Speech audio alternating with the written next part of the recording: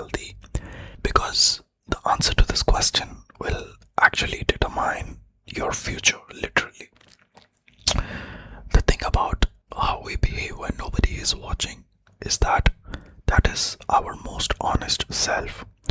That is who we are behind all these layers that we've built in order to show the people around us who we really are. Of course, when we meet people outside or when we are in public, we do not act out our real intentions.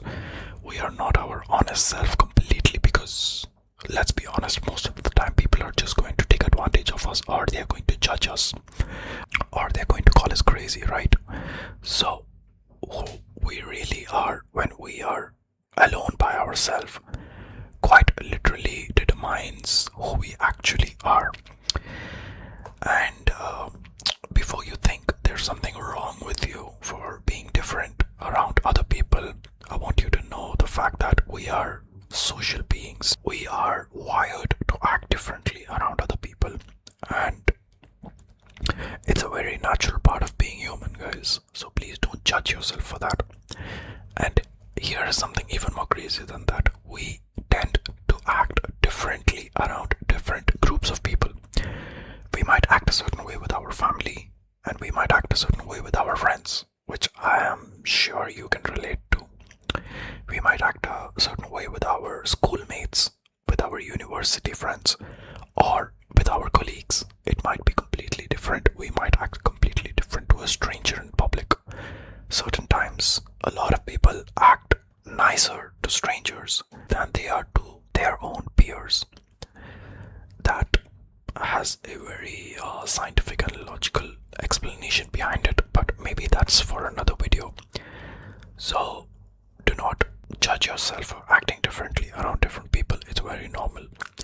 Another thing that we need to understand is that when we are by ourselves, the way we act can actually change over the years because of who we become.